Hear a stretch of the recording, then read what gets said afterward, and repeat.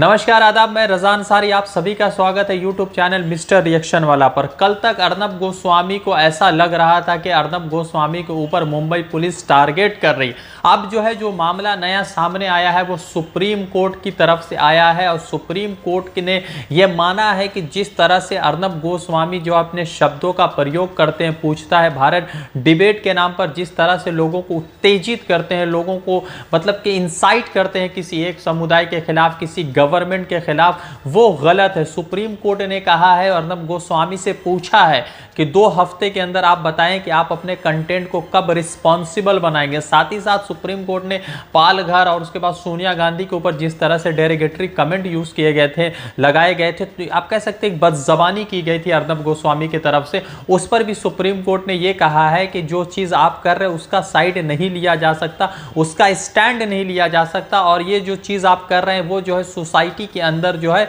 नफरत भर रहा है। और आप जब रिपोर्टिंग करेंगे तो इस चीज का ख्याल रखेंगे कि ये जो है विभिन्न भाषाओं के, विभिन्न मजहबों की, यानी डिफरेंट रिलीजियस प्लेसेस के लोग यहाँ पे रहते हैं, डिफरेंट रिलीजियस व्यूज़ के लोग यहाँ पे रहते हैं। तो जब आप जो है कंटेंट चलाएंगे तो आपको ख्याल रखना पड़ेगा कि आप किसी एक समुदाय या किसी दूसरे समुदाय या किसी भी समुदाय के खिलाफ नहीं बात कर सकते हैं। ये बात सामने आए 2 हफ्तों के अंदर जो है सुप्रीम कोर्ट ने अर्नब गोस्वामी से ये कहा है कि आप बताएं कि आप कब जो है अपने कंटेंट को रिस्पॉन्सिबल बनाएंगे और रिस्पॉन्सिबल करेंगे। अब आपको बताते हैं कि सारा मामला क्या। पहले समझिएगा कि chief justice A S Bobde, justice A S Bopanna, justice V Subramanian, यानी कि चीफ जस्टिस के अलावा 2 बड़े जस्टिस है जो सुप्रीम कोर्ट से जुड़े हुए, उन्होंने कहा है कि जिस तरह का कंटेंट यूज किया जा रहा है वो कंटेंट सही नहीं है। अब सारा मामला आपको बताता, 12 जून को पालघर, मुंबई के पालघर में 2 साधु की इंसिडेंट होती है, जिसके बाद लगातार सोनिया गांधी के ऊपर सवाल उठाया जाता है, उसके बाद उद्धव ठाकरे के ऊपर सवाल उठाया जाता है, डेरोगेटरी कमेंट यूज किए जाते हैं, और जिस तरह की रिपोर्टिंग की जाती है उस रिपोर्टिंग से इस बात की डर हो सकती है कि जिस तरह से समाज में नफरत भी फैल सकता है और कुछ लोग इसको जो है अपने पॉलिटिकल माइलेज के लिए इस्तेमाल भी कर सकते हैं। उसके बाद जो है मामला आगे बढ़ता है, मामला पहुंचता है मुंबई हाई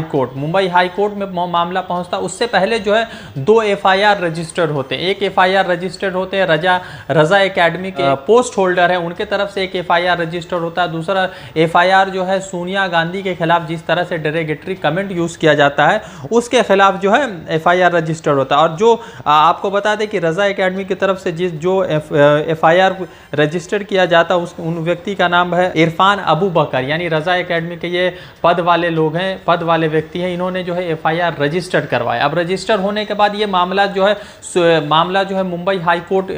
कोर्ट पहुंच जाता है, क्योंकि पुलिस इस मामले में इन्वेस्टिगेशन करती है। जब ये मामला जो है मुंबई हाई कोर्ट पहुंचता है तो मुंबई हाई कोर्ट में जस्टिस उज्जवल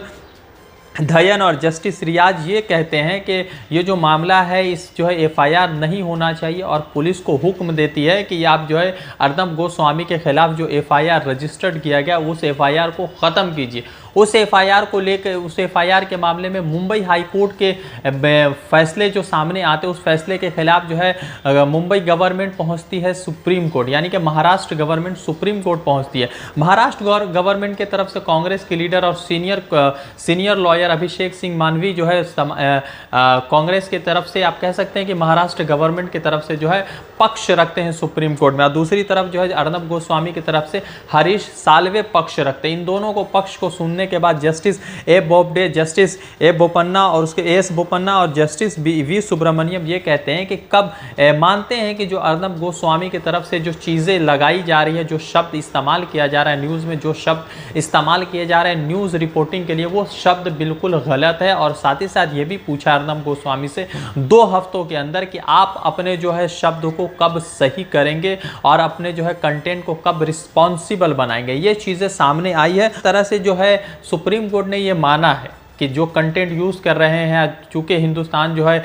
अलग अलग भाषाओं का, अलग अलग मज़हबों का देश है, यहाँ पे बहुत मज़हब है, बहुत भाषाएं, 12 किलोमीटर पर लोगों के भाषा बदल जाते हैं, 30 किलोमीटर पर लोगों की धार्मिक जो बिलीफ होती हैं वो बदल जाती है। तो किसी भी इस तरह का जो है आप कह सकते हैं कि कमेंट, इसी तरह का कंटेंट नहीं चलाया जा सकता जो किसी एक समुदाय के खिलाफ है। अब जो है पालघर का इंसिडेंट होता है और सोनिया गांधी को एंटोनियो माइनो बुलाया जाता है, लगातार अटैक किया जाता है सोनिया गांधी पर। पालघर के इंसिडेंट में सोनिया गांधी का किस तरह से रोल है वो तो किसी भी मीडिया हाउसेस के पास नहीं उसकी खबर थी, मगर अर्नब गोस्वामी ऐसे चला रहे थे जैसे जो है सोनिया गांधी ने ही करवाया हो। उसके बाद जो है उद्धव ठाकरे की गवर्नमेंट को, महाराष्ट्र गवर्नमेंट के ऊपर सवाल उठाते। अब जो है chief justice of India S Bobde ने कह दिया, जस्टिस एस बोपन्ना ने कह दिया, जस्टिस वी सुब्रमण्यम ने कह दिया कि भाई जो आप कंटेंट चला रहे हैं कब रिस्पॉन्सिबल कंटेंट चलाएंगे, कब आपका कंटेंट अच्छा होगा। इस मुद्दे पर बातचीत हुई। आप देखिए, साथ ही ये भी मामला सामने आया है कि मुंबई हाई कोर्ट के फैसले के खिलाफ जब सुप्रीम कोर्ट पहुंचती है महाराष्ट्र गवर्नमेंट, तो जस्टिस एस बोबडे या सुप्रीम कोर्ट ये पूछता है कि आप जो है अपना पक्ष रखिए और आप अपनी बात रखिए कि किन किन मुद्दों पर जो है अर्नब गोस्वामी के खिलाफ मुकदमा होना चाहिए। आप देखते ही है कि महाराष्ट्र गवर्नमेंट की तरफ से क्या बात सामने आता है और महाराष्ट्र गवर्नमेंट किन किन मुद्दों पर अर्नब गोस्वामी के खिलाफ मुकदमा की बात सुप्रीम कोर्ट में लेकर चलती है। वैसे 2 हफ्ते के अंदर जो है अर्नब गोस्वामी को कहा गया है कि आप जो है अपना पक्ष रखिए कि कब आप अपने कंटेंट को अच्छा करेंगे, रिस्पॉन्सिबल करेंगे। आपको बताते हैं कि